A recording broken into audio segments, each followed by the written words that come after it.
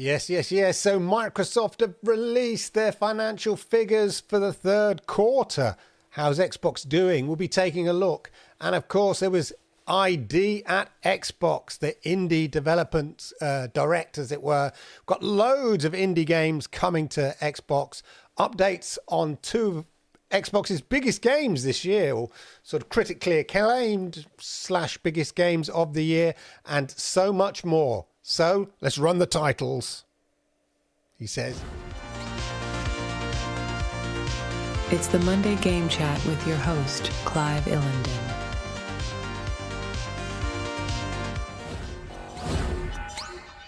Yokoso, yokoso, yokoso. Arigato gozaimasu. Domo arigato. You are most welcome. It is, of course, Monday. So here we are. The Monday Game Chat. Once again, talking all things gaming in the week. And it's been a busy week. Well, I say a busy week. Been a sort of busy day. Quiet week. And then all of a sudden, busy day. I was looking at the kind of gaming news from the week earlier in the day thinking, oh, is that it? It's going to be a short show. And then, well, this afternoon, this evening, there's been a load of announcements, new games, of course, partly driven by the Idea Xbox Direct, sort of the indie game Direct, which has kind of revealed loads of exciting and very interesting games coming to Xbox. So we'll be taking a deep dive in all of that. As ever, great to see you all in the chat. And Jerome this week is first. Well done, Jerome. Congratulations. To Jerome there, first in there. And of course, as ever, hit the likes because I like it. YouTube likes it. And it helps people like you find content just like this, ladies and gentlemen. We've got Al Davis in the house as well. Hello, Al Davis. Music, good to see you as ever. And as ever, let me know what games you've been playing. Did you watch the Idea Xbox, the Indie Game Direct thing? Were there any games that sort of took your fancy, poked your curiosity? All of those things, let me know down in the chat. Because, as I always like to say, it is the Monday Game Chat. You are an integral part of this. Your name is in the title, yeah? Your name's above the door, as it were, in the role of chat and all of that. Gonna have a drink of water. Got a leaky cup. Leaky cup. Oh, I could do with coffee. Too late for coffee for me now. I've had my 2 cups of coffee for today. Right, so as ever, games. So I did dive into, what did Lord Kensal play this week? No Rest for the Wicked. Yes, so I dived into a bit of No Rest for the Wicked. Great looking game, No Rest for the Wicked. I think it was, let's have a quick look. Lord Kensal played it earlier this week.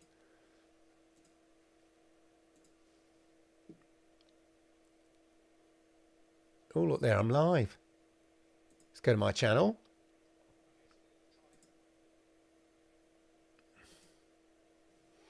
Yep.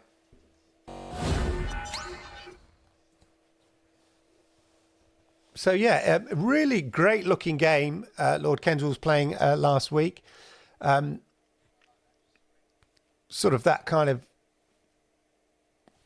3D, I forget what the kind of name of that perspective is, but graphically, it's really smooth, plays really well, great game, although I get lost occasionally because it's sort of, for instance, when you're on the island, obviously on your map, you can only see what you've explored. There's kind of a roguelike element to it as well. And then when I die and then I sort of start back where I was earlier, I sometimes got a little bit lost. But graphically, I really liked the style of the game, and I thought it played really, really well overall. So yeah, that was No Rest for the Wicked, which of course was on GeForce Now. Really enjoyed that. Lord Kensal was playing that last week. Really enjoyed it. Big. He wants me to tell you thank you for everybody who watched the stream last week. Have you played it? Let me know. So that's what I was up to. Apart from, obviously, I've been in the garden as well. I'll tell you, my gaming has been cut down slightly because for the last 12 months, I've been sort of radically overhauling my garden. And it's coming along nicely. For the last week or so, I've removed a shed and relaid the space there. You'd never know a shed ever existed there. And it wasn't a small shed, big shed. It's like a double shed. Yeah. 2 sheds, Jackson. There's an old sketch on Monty Python. 2 sheds, Jackson. Anyway, very obscure reference there for any Monty Python fans. So this week we saw the earnings release for... So, of course, a great chance for us to have a look at how Xbox is doing. And there's been lots of kind of takes on this, which is interesting because there are sort of 2 big things that come out of this, these Q3 earnings release. And it's down here.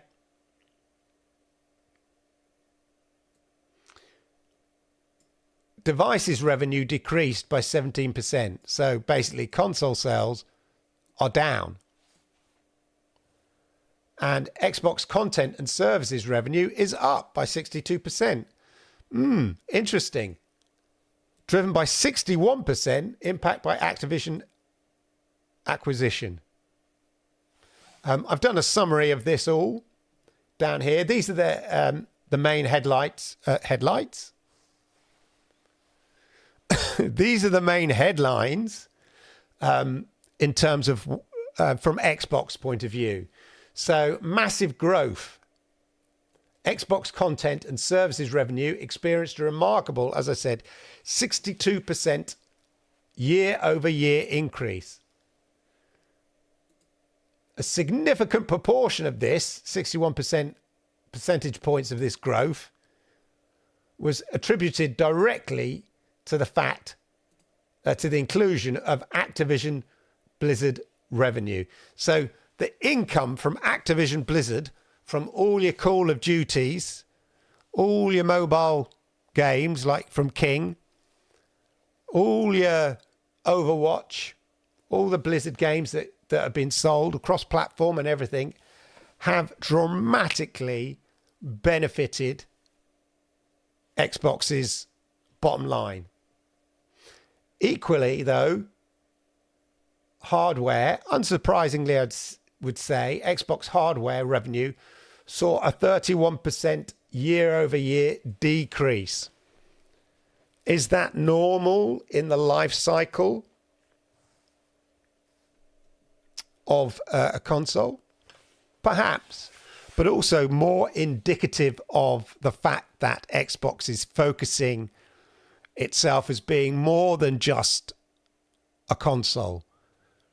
Xbox is no longer just an Xbox. You know, Xbox is about gaming and making those games available on multiple platforms, whether via cloud, whether by the current strategy of selling some exclusives, releasing some exclusives onto PlayStation and Nintendo, one of which I'll be coming to because it gets launched tomorrow, I think. So those are the big takeaways. Activision's influence. Activision Blizzard acquisition has been a major driver in Xbox revenue surge. Even though continued focus on content and services, so Game Pass and stuff like that, even with the hardware decline, the exceptional growth in content services signifies Microsoft's successful strategy of focusing on areas like Game Pass subs and game sales.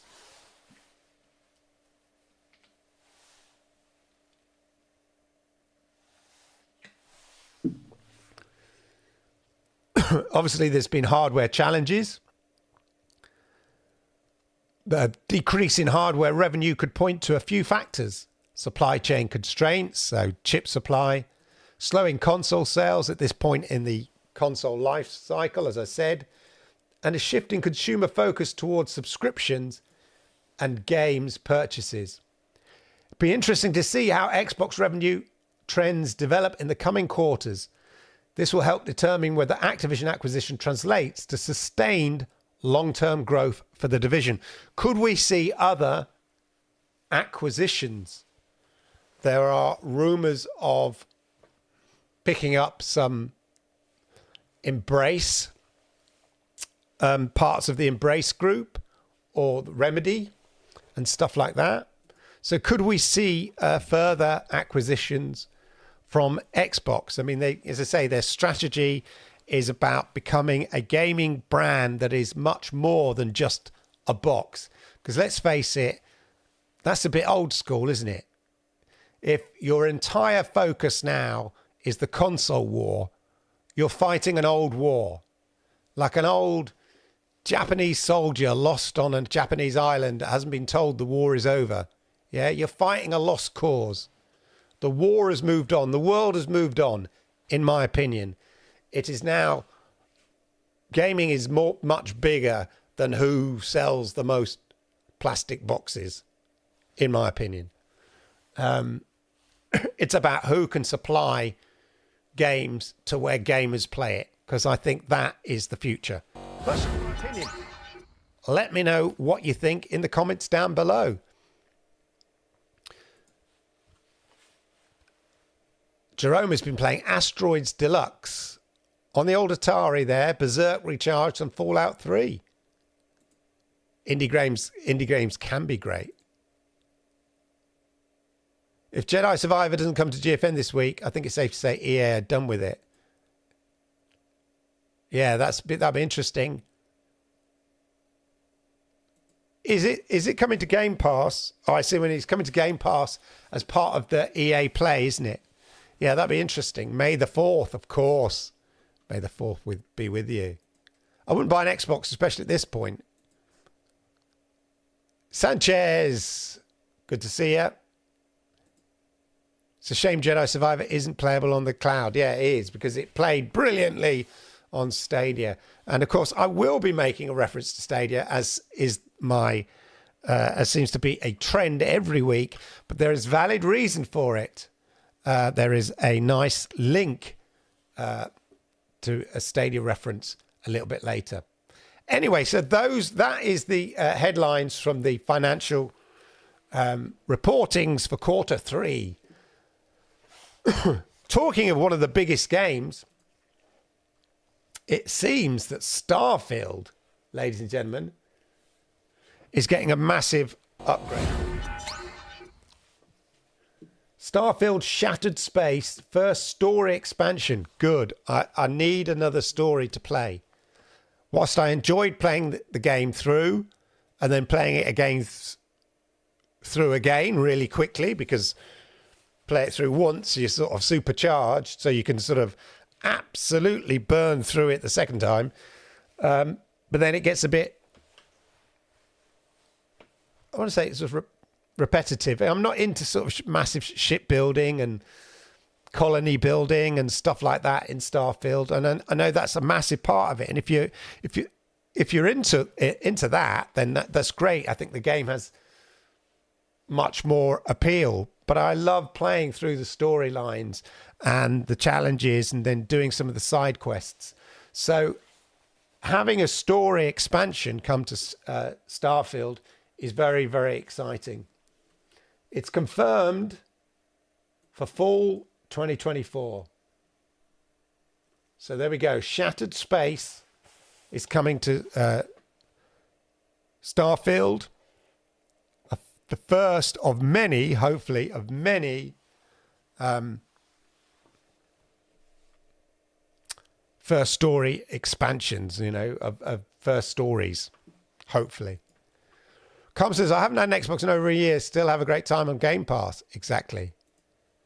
Not for nothing, but Microsoft has lost the console war. Of course, I don't think, I think they've sort of saying, it would be a Pyrrhic victory if they tried to, beat Sony at their own game. That's not to say I don't think they'll give up on the console, but I think they recognise, the console's still an important part of their identity, I would argue. But I think they're happy that they don't have to compete neck and neck with Sony in terms of plastic boxes. Just my opinion. No mention of cloud growth in the quarterly financial review. If there was, it's sort of lost in the cloud section, maybe, but certainly not in terms of Xbox, because they just talk about they tend to talk about Game Pass and any cloud growth for Xbox is wrapped up in that, isn't it? Because they say, oh, if you've got Xbox Game Pass, you've got xCloud, haven't you? So it's sort of wrapped up in all of that. 40 million subscribers say Xbox. Oh, yeah, they'll certainly continue to make games. I don't doubt that. That's their focus. Acquiring the developers to create games, and then with those games, deciding whether they make them exclusives or there's better value to be had in making them available on all the consoles. So there we go. Lots, I think that's what they're doing. Do you know the percentage of players only using xCloud in Ultimate Tier? No idea. Yeah, I think the hardware side will continue for at least another round of console. In fact, they've said, isn't it? And they're going to go all out to make sure that they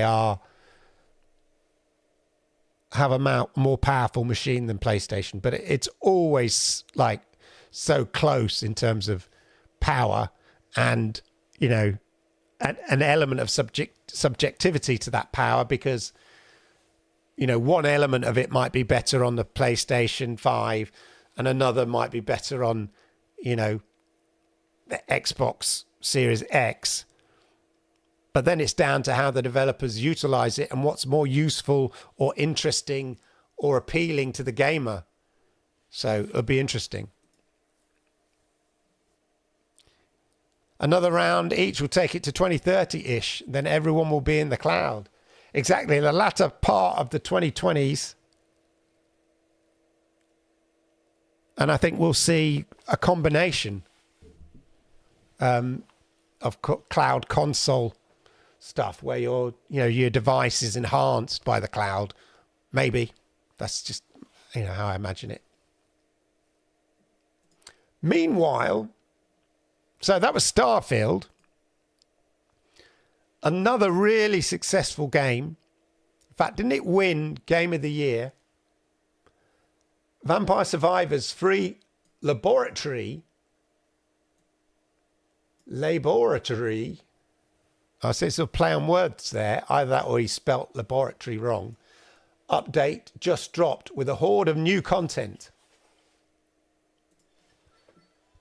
So fans of Vampire Survivor rejoice. The genre-defying kart racing. What?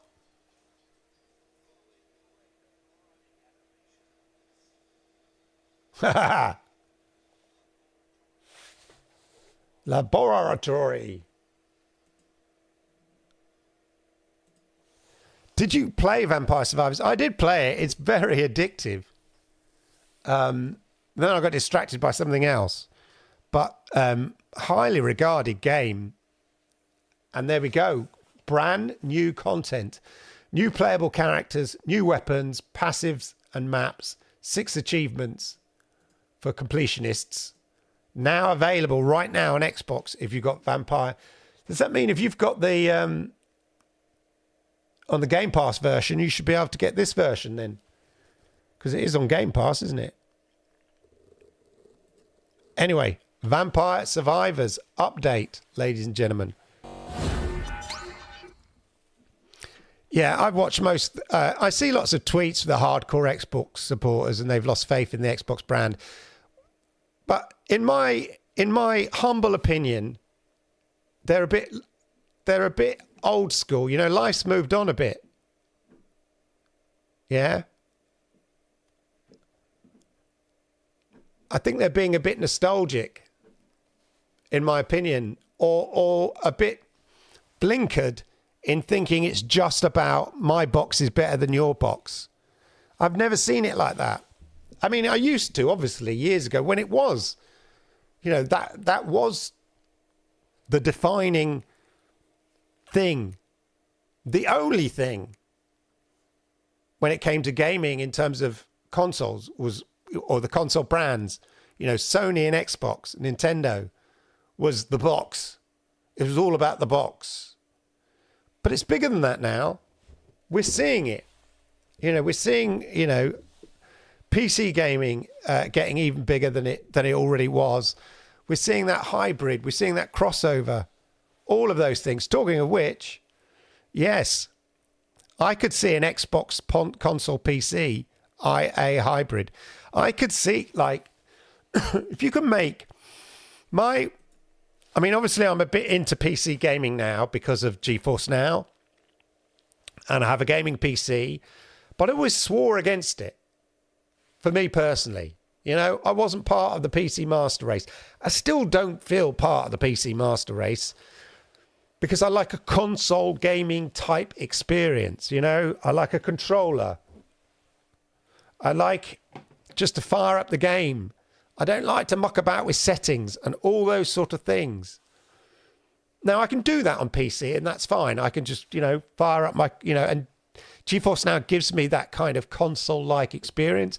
There's still some fiddling things like, PC libraries and all that kind of stuff. I can live with that. And GeForce Now makes it pretty seamless, to be honest. And I can play these PC games on my big TV like a console and stuff like that. So I think there is an opportunity where you make a console which is effectively just a PC, like a mid-range PC, but doesn't look like a PC. That makes sense. So you could actually play Steam games on it, for instance. Yeah, if that was your fancy. But you had a library of games that just fired up and played, like you do with Xbox console. Yeah? That if you could come up with a hybrid, then you'd allow people to play all these exciting, have this massive library of PC games. I mean, there's so much stuff out there, a lot of it's junk, but also all the benefit of the console. Exactly, like a Steam Deck. I mean, a Steam Deck is that in a way. Now, the whole focus of the Steam Deck is the portability. But it doesn't take much to sort of say, actually, why don't you make a PC that families can plug into their TV? Now, I know you could do that anyway, but do you know what I mean? Like a convenient consumer product that plays PC games. Like, you get a dock for your Steam Deck and stuff like that. Exactly. Thank you. I'm not copying you. Remember, you're behind. But yeah, exactly. Great minds, Case Ball. Great minds. So, and maybe if you take that. Maybe the Steam Deck has demonstrated, because again, I didn't think there was much market for a portable PC player game, device, but clearly Steam Deck has demonstrated there certainly is. So like the Nintendo Switch, maybe create a console that is a PC that doesn't look like a PC, so it doesn't scare off people who are scared off by the PC master race, but allows you to play PC games, but also converts into a mobile device like the Steam Deck, like you do with the Switch. I don't know, I'm just thinking there. I'm a console guy myself. Yeah, exactly. Stadia offered that, didn't it? I wonder if Luna's push with GOG will encourage GFN to get more of their titles on board. Let's hope so. Steam Deck runs on 10 watts. Exactly. Imagine just a neat box that is, okay, so it's at 500 quid, 600 quid, but it gives you like £1,000, $1,000 PC gaming experience. I know I get somebody asked me on one of my videos recently, what I forget which game it was. They said, I own this game. Can I play it on GeForce Now? But they owned it on a different library than the Steam version or the Xbox version that was available on GeForce Now. So I had to say, no, you can't. You know, you need the Steam version to play it on GeForce Now, or the Xbox PC version. I forget what game it was. It was a recent game. So I get you, I understand your plight there, Al Davis. Right, that was Vampire Slayers. Sea of Thieves, of course.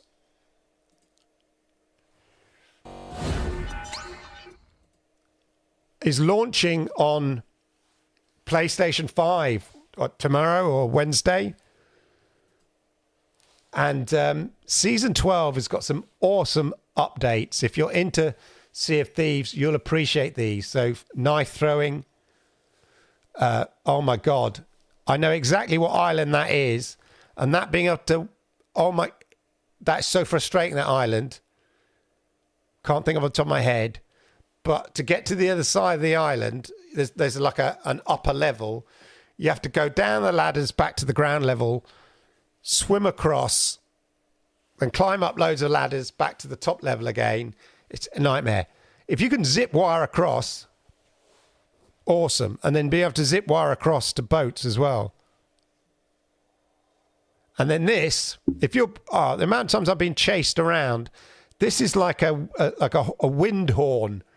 Like a conch that you blow, right? And then it makes your boat go faster. When you're being chased by somebody in Sea of Thieves, look, really cool.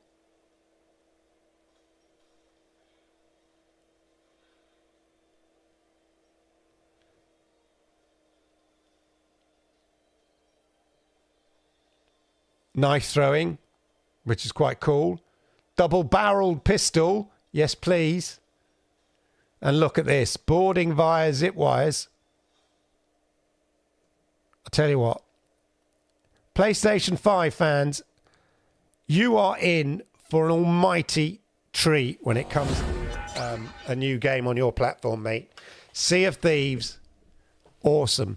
There's been some quite funny video clips I've seen on YouTube of the beta testing of PlayStation 5, and it's interesting to see all these PS5 players completely kind of wondering how strangers got on their boat. People, because of course the great thing is jumping off your own boat and then stealthily swimming to an opponent's boat, whatever, and then smuggling yourself on board, hiding in a barrel or hiding at the back, and then doing stupid things on the boat, like creating rude pictures on their map. A phallus. Oh, hilarious. And then they're like thinking, what? And it's going to be a whole load of that going on with PlayStation 5. People thinking, who drew that penis on my map? It's going to be hilarious. Luna's a great service, but I'm wary of it. Yeah, you could. The Xbox games that look better on PS5. PS5, forget how God of War looked on GFN. Exactly. And that's what I'm saying about it's hard to tell what's going to be the better specs until developers have got their hands on them. And suddenly you go, oh, I see why you've included that, because now my lighting and shadows look much better. Oh, but we thought we'd had more power for this, but it has less, that amount of power has less impact than, say, that amount of power. And that's, I think, where PlayStation 5 has kind of won out in the, ooh, mine looks better than yours kind of world. But you can't beat PC, you can't beat GFN Ultimate. Can you really? Whew. Okay, so yes, as mentioned, the digital showcase. Lots of great indie games, ladies and gentlemen.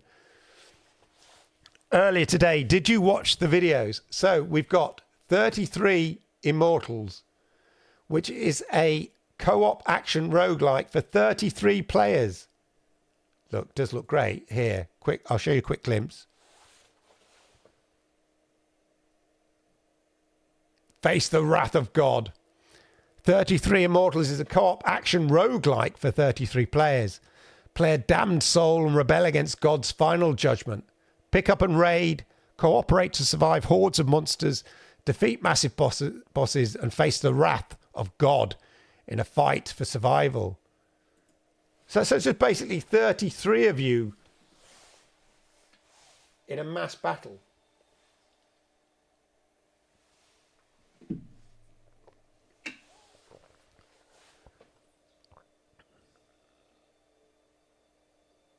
Yay!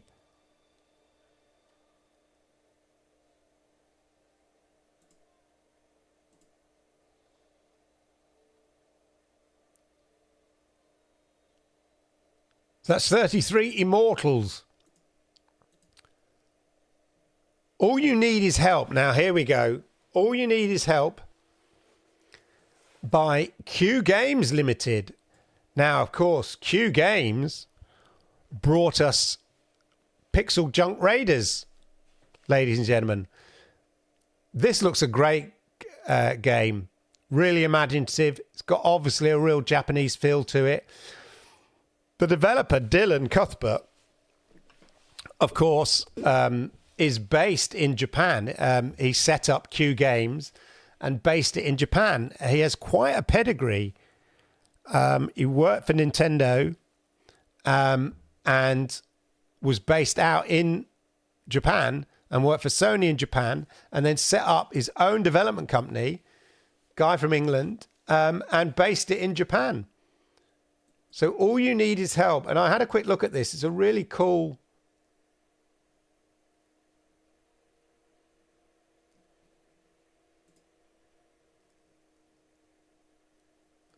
video, actually. Let's just get you the game here.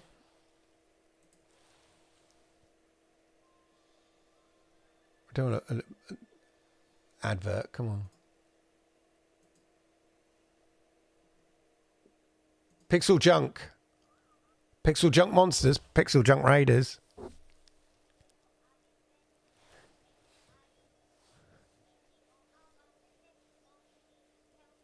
All you need is help. So it's a sort of puzzle game where you seem to build the character up and then you can guide.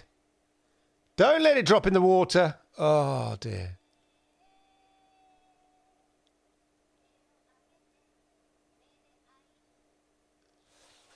Just a real quirky, fun puzzle game by the looks of things. Bit cooperative element there. Gonna get a copyright strike on that beautiful song, aren't I? I swear. Anyway, all you need is help from Q Games, who bought us Pixel Junk Raiders. Who remember Pixel Junk Raiders? It was a sort of weird game. It was a fun game, but it was weird. Do you know why Assassin's Creed Liberation is only playable in cloud via Luna? No, I don't. It used to be playable in Juniper's Baru. Very odd. That is the thing with digital cloud gaming. It can be taken away. I've gone totally retro. There was an interesting... I think it's because it's something to do with the anniversary of the Nintendo Game Boy. There was a massive piece on retro gaming on BBC Breakfast News on, I want to say, on Saturday morning, actually. Really... a really interesting piece. And the guy who's a kind of massive retro fan who collects loads of retro gaming and stuff was on. It was just really interesting, an odd thing to be on the BBC Breakfast News, but I think it was in relation to the Game Boy anniversary or something like that. I have Luna, but I've not played it in a while. Kirby Yarn look. Yeah, it does have a bit of a Kirby Yarn look. You're right. So interesting to note that 33 Immortals, all you need is help, is coming to Game Pass. Other games, there is Asta, Blade of Monolith. Rip through hordes of enemies with fury and style in this fast-paced action RPG. Hack the Publisher. Okay. That's a weird picture. Centum. It's from Hack the Publisher. Centum is an unreliable, the unreliable narrative-driven adventure game. The unreliable narrator, a classic device in films. I guess The Usual Suspects is an example of a film that uses the unreliable narrator technique. At first, it appears to be a point-and-click adventure. You're a prisoner in a cell. You have 100 days to escape. But is that really the goal? Centum, isn't Centum vitamins? Don't they do Centum? No, there isn't. Plays with your minds and tricks you into thinking you're playing a different game. But through surprising interactions, surrealist storytelling, and striking large-scale animated pixel art, this unexpected experience takes players on a mind-bending, emotionally fraught journey through the looking glass to show them a different side to their familiar reality. That sounds weird. Let's have a look at the trailer.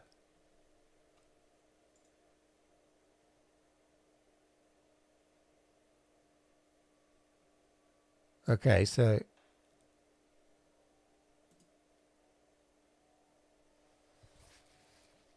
you're in a point-and-click game here, moving stuff around,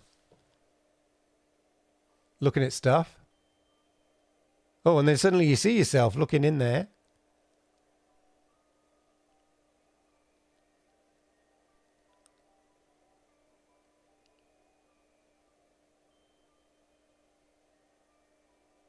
What? Oh, I see. Sort of fractured reality going on there.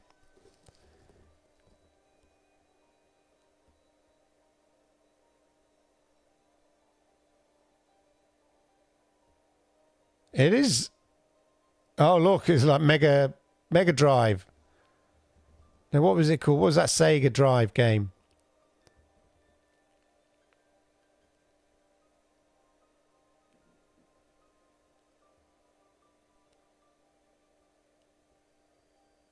Wow, that's surreal. Is that Michael Jackson? That is surreal. Oh my God. Okay, that looks interesting. I'm intrigued. Unfortunately, by the looks of things, it's not. Yes, it. Oh no. Okay. Doesn't look like it's coming to Xbox. I wonder we'll see it on GeForce Now as PC release. Commandos Origins coming to Game Pass. That looks a fun game. It's sort of a top-down stealth game. Reboot the iconic Commandos franchise. Revisit the front lines of World War II and experience the story of how the elite unit from the original games was formed. From the blazing deserts of Africa to the frozen Scandinavian fjords.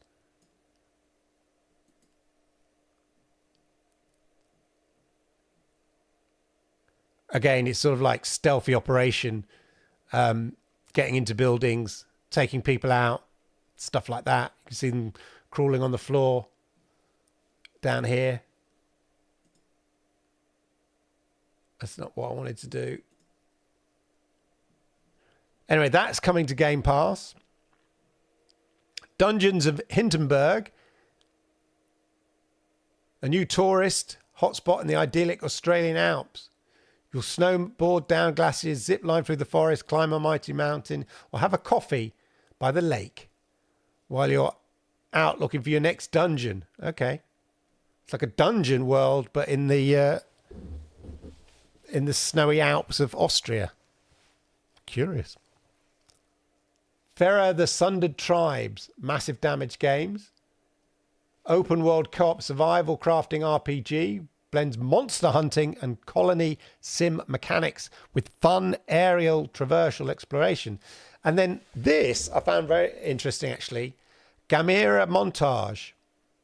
So Gamera Games are basically a Chinese publisher, as far as I can see. And they have a whole load of sort of simple, fun indie games. Gamera Games announced that their lineup of indie games will be launching across Xbox One and PC and will be available on Xbox Game Pass. From fantastical parenting simulator to narrative horror, acclaimed games like Depersonalization, Firework, Kepler, and Volcano Princess are coming to Game Pass in the next few months. On top of that, the pixel adventure The Rewinder is also available on Xbox with PC Game Pass today, using pixel art to evoke Chinese playing styles. If we look at Gamera, you'll see that they are, as I said, a Chinese publisher, I think.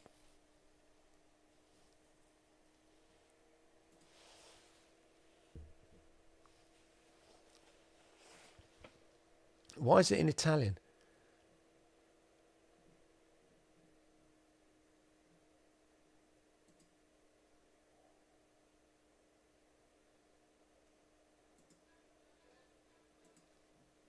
So loads of sort of small indie games, our games, here we go.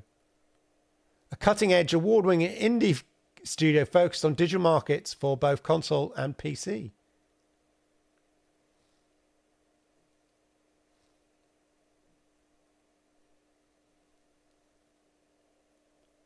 Why did I think they were Chinese? I'm sure they are Chinese.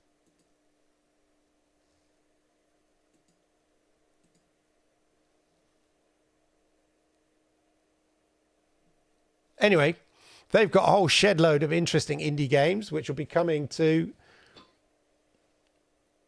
Xbox Game Pass. Then we got Hangry. Explore the galaxy, discover new life, eat it. Play as Hangry, a beastly mercenary with an insatiable hunger hunting down fearsome monsters in a snack and slash.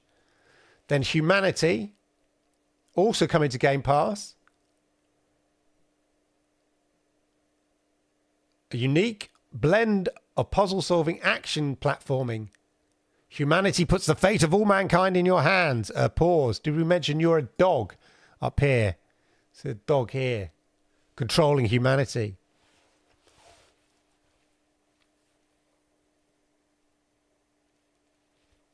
And the iMontage, all the games. And interestingly, for Jackbox fans, there's the Naughty Pack. Ooh. Ooh. Yeah, the adult version of Jackbox games here is an intimate pack. What kind of naughty games they have done? Intimate pack.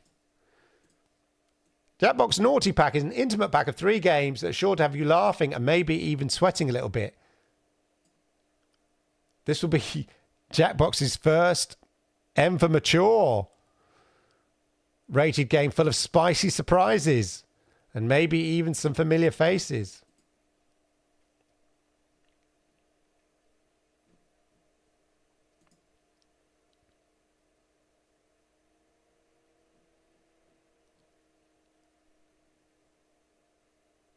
I'm trying to find the, yeah. Okay, interesting. So that's a roundup, really, of some, there's a few interesting indie games there if you're into indie games. Don't stop there. We got Lost Records, a narrative adventure game set in the fictional town of Velvet Cove in the summer of '95. 4 high school friends, Swan, Nora, Autumn, and Kat, spend the summer hanging out, playing music, becoming best friends. And also, yes, Power World are getting some new pals this summer. So some pal tamers, new species of pals have been discovered on the Palpagus Islands. Track them down and discover how these new pals can help you in your adventures. I got a bit bored with Pal World. I had sort of fun initially, but it wasn't really floating my boat. I think I didn't quite fully understand some of the mechanics in it. Jackbox games are so fun. They are a lot of fun. I remember playing them with my kids, actually. You know, because you can sort of, as a party game, you know, playing the murder ones and the silly ones. And of course, and I like the fact that you can use your phone as well.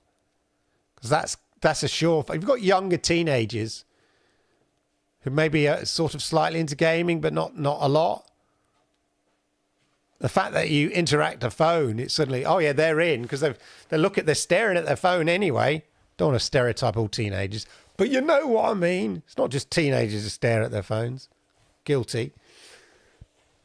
Promise Mascot Agency from Kaizen Gameworks. More Japanese games. Solve the mystery of your exile from the Yakuza. Stampede Racing Royale from Sumo in Leamington. Very well respected game developer, Sumo. Leamington Spa has a very... I worked in Leamington Spa, actually. In fact, my first proper job was in Leamington Spa. Anybody can guess what my first proper job... It wasn't Lego. It wasn't games. Put it in the chat if you can guess what my first proper job was. Anyway, but in the history of the UK gaming industry, Leamington Spa, which is just a small, I'd say, no disrespect, insignificant town, has a very good pedigree of game developers. It's one of those things where, sort of, you know, like any place in anywhere in the world where a successful game developer sort of sets off, what happens is then it's sort of like a gremlin that's been had water dropped on it. You know, if it's successful, then people sort of leave and then set up, you know, who work at that company leave and then go and set up their own companies, you know, with the same level of, with the same high bar standards. So Rare is based in Warwick, basically, which is not far from Leamington Spa. Blitz Games, which is the sort of the daddy, the two brothers that started that back in the 80s. I forget their name, the Oliver brothers. If you ever look up the history of gaming, especially in the UK, the Oliver brothers are very highly respected there. They had, I think, Blitz Gaming in Leamington Spa, and they produce lots of high quality, respected games. So you might not know the developers, but you'll know the games, definitely. So yeah, anyway, Stampede Racing Royale, a thrilling 60-player online karting game. How's that work? Take on the world in races, battles, and avoid elimination. Take the crown. So it's a battle royale racing game. Get in. Let's check this out.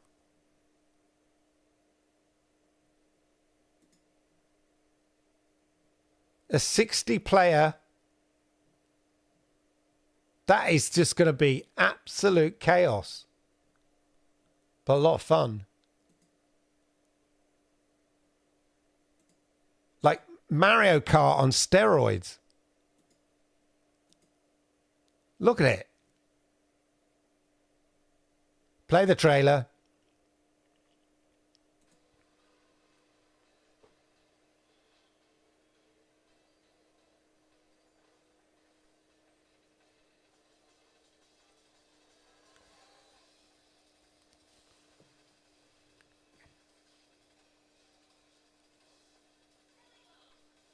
I told you, it's a classic kart game, but on steroids.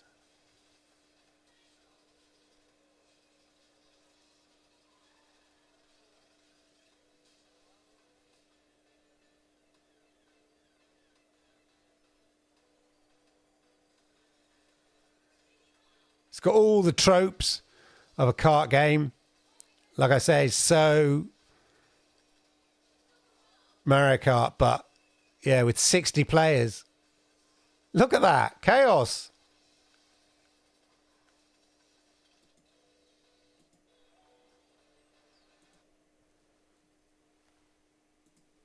There we go.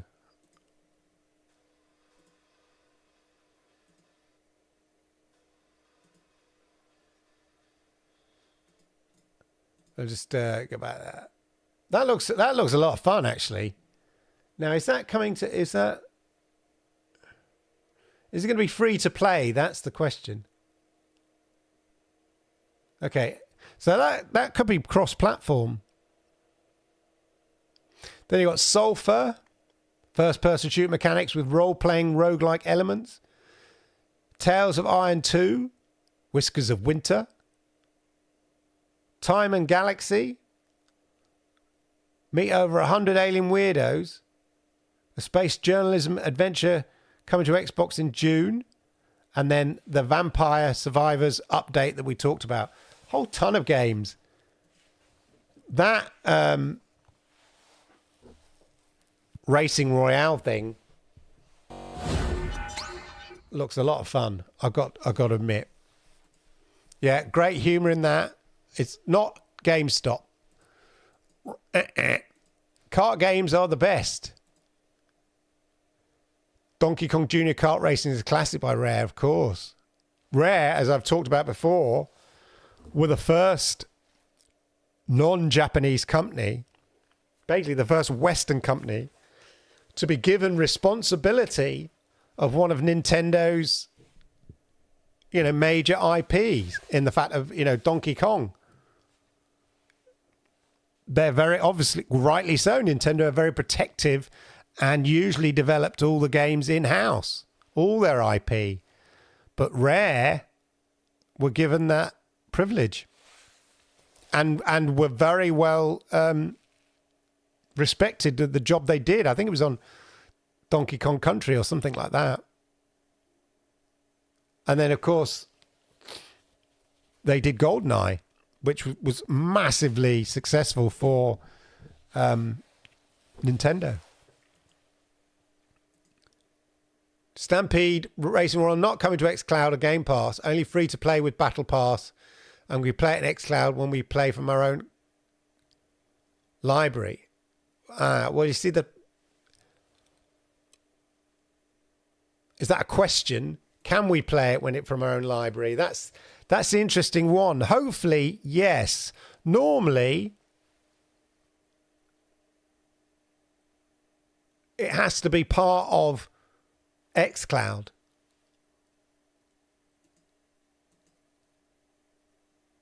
So if it's not part of Game Pass, it may not be part of xCloud.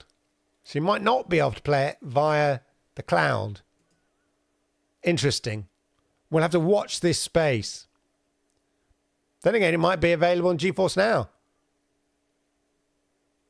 And then it'd be free, on Steam or PC Game Pass. Well, no, on the Microsoft, on the PC store, the Xbox store.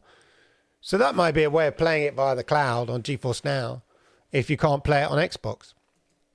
Who knows? But a very good question. Very good question. Pixel Junk, we've done them. Next up, ladies and gentlemen, Remedy. Oh, nearly pressed the wrong button there. Tragic. Remedy Entertainment. Max Payne 1 and 2 remake is expected to move into full production in 2024. I quite like Max Payne. They had the old bullet time, didn't they? There's a few issues with the game, I remember. I think I played it on PlayStation 2 or the Xbox 360. I can't remember. But it was famous because it utilized bullet time, I seem to remember. Control 2 team has focused on finalizing the proof of concept stage. We get a Control 2. And then Codename Condor. Don't know what that is. And Codename Kestrel. So 2 new big games by the sounds of things.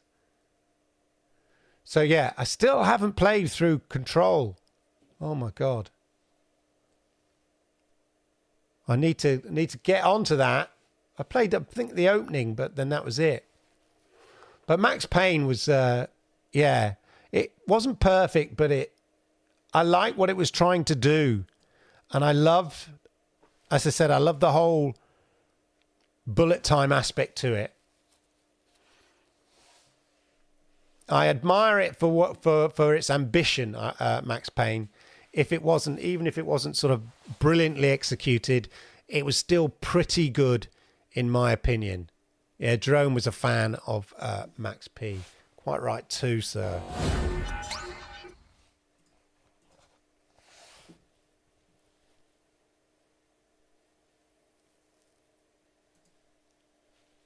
Just checking out the 33 Immortals. We've covered that. Power World, we've covered that. The Rewinder is available on PC Game Pass today. As of right now.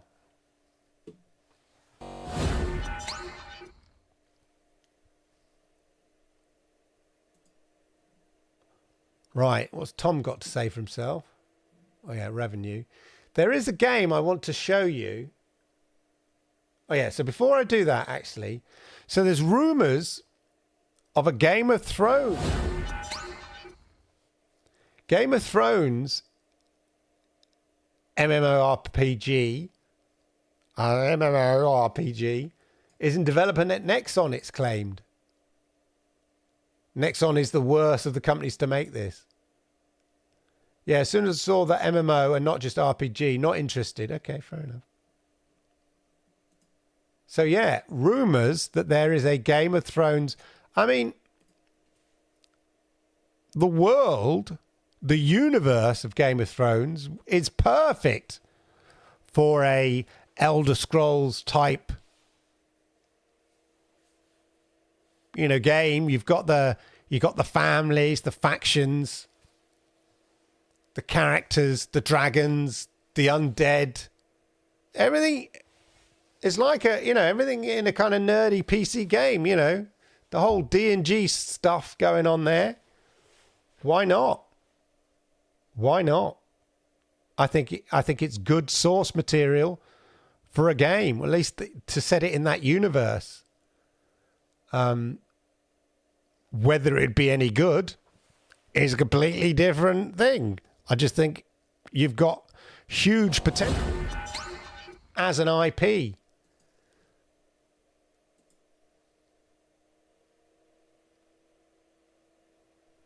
And Stalker II, of course, which is coming to Xbox Game Pass and is much more my cup of tea, because it sort of showcases,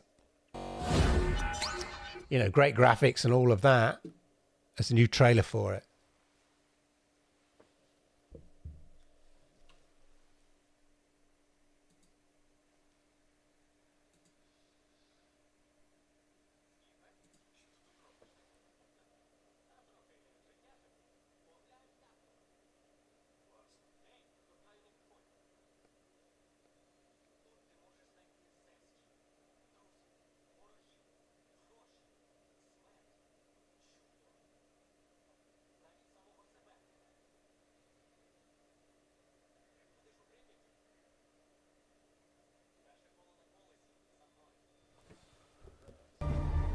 Sorry, you couldn't hear any of the... They were speaking in Russian anyway. Heart of Chernobyl, September the 5th. You didn't miss anything. They were speaking in Russian. Shows off the open world and real-time footage coming to day one to Xbox Game Pass. Did you miss these other trailers? Oh, dear. Right. Now, I just want to share this. This is a creepy game coming to Steam. Now, the thing about this game, it's called Pools. Okay? And it's coming to PC via Steam. Hopefully on GeForce Now, because I think if you play this with all the graphics turned up to 11 is going to be very impressive. Now, what makes this game particularly creepy is that there's no user interface, no dialogue, and no music. So much more of a sensory experience, like because it's not being enhanced by music, and there's no sort of graphics to kind of distract you from it being like a game. So anyway, here you go.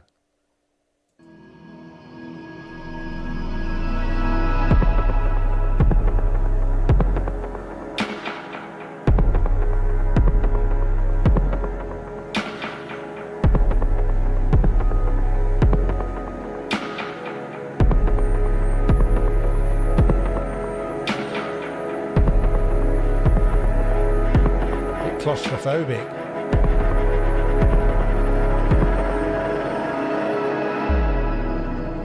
Pools. I just thought it very interesting, the fact that there's no UI or no dialogue.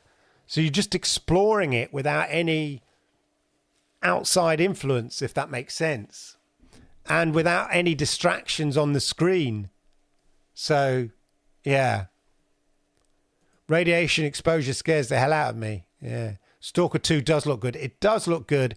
Reminds me very much of the...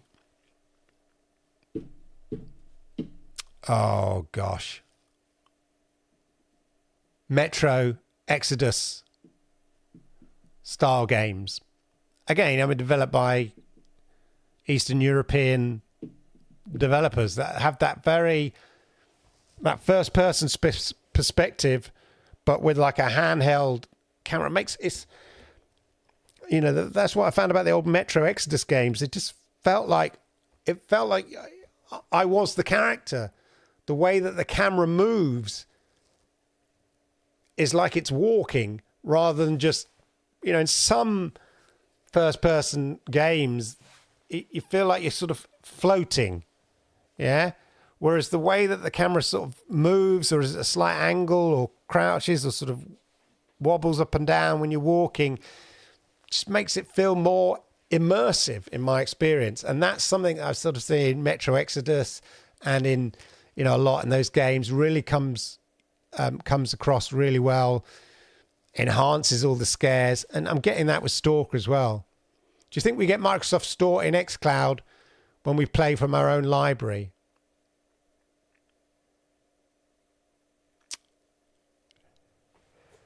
Well, at the moment,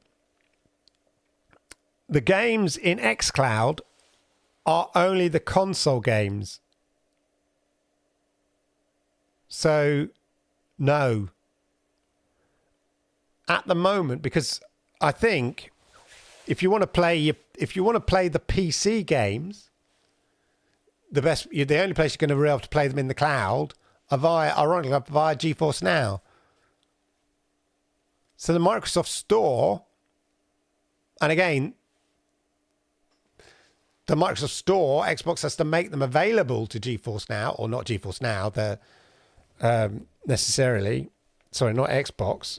Whoever has the license for it in your particular territory. But currently, on the console, well, on Xbox anyway, all the xCloud games, all the Xbox games that you can play in the cloud are actual console versions of that game, because they're being played off virtual Xbox Series X's in the sky. They're not the PC versions of the game. They are the Xbox console version. So there is a distinction between the Microsoft Store in xCloud and the console games that you play via xCloud. So to answer your question, do you think we'll get a Microsoft Store in xCloud? No. Do I think we'll get Microsoft Store available in GeForce Now? Yes, sort of, because we're sort of getting that now. If I'm honest. Anyway, there you go. that, ladies and gentlemen, is the gaming news. I'm sure there's other stuff. Nobody worked out what job I had. Just checking the 65 million viewers, by the way. I finished watching Fallout 4. Fallout on Amazon Prime. Very successful. There was always an issue with, game IP being made into TV and films. But I have to say, and I've mentioned it before on this show, they did a brilliant job with Fallout. I have to say, it had that kind of almost over-the-top ultra violence which I think was, which is symptomatic of the games, of gamers. When you play these games, there is that ultra violence in games that you don't always see on TV or translated into TV when you take a gaming IP, but they kept the spirit of that ultra violence, but with interesting characters and an interesting story. And it looked great. So yeah, I've got to admit, I enjoyed the series on Amazon Prime. I finished watching it a couple of days ago. But there we go. That's the only latest. 65 million people have watched it. Good work all round. Could we see more Fallout? And it's certainly seen a bump in players playing Fallout. They did a great job. I think it's partly, great producers, Jonathan Nolan, and all that kind of stuff. I've not started watching the Fallout series. It's very good. I'm going to start the Dune series. I watched the first film. That was excellent. I always wanted to play Conquer on Game Pass. Oh, yeah. But it's not available, even though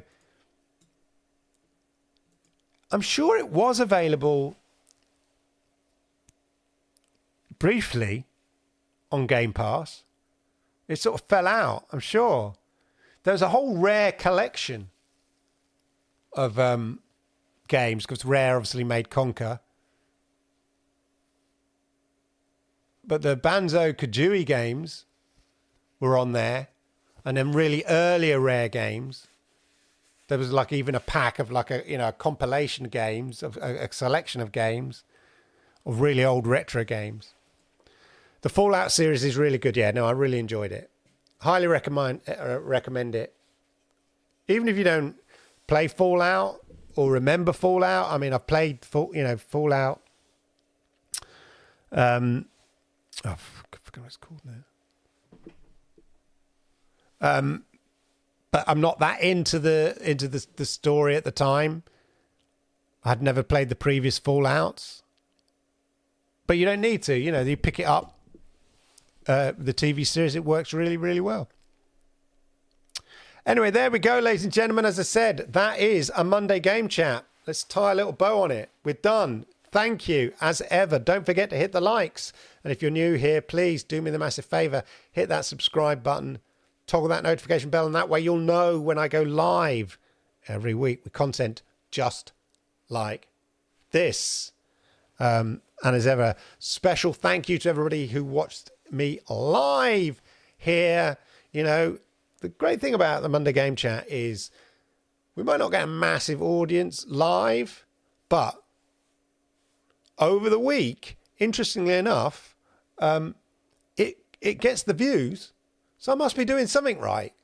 Yeah, I see many people sort of live shows.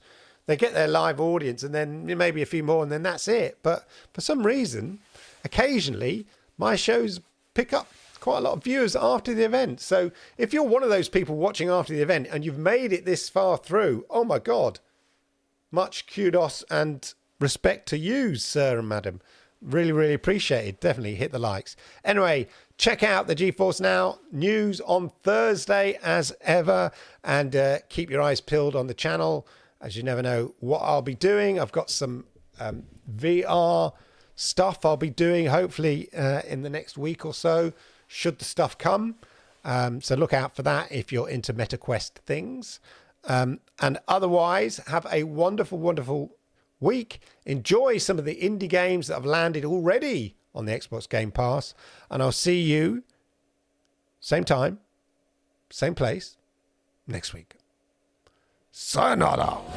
Watching the Monday Game Chat with your host, Clive Illenden. I just can't. You've been watching with me. Express enough. Hit that like, share around, and don't forget subscribe. I just can't. You've been watching, keep on watching, oh please.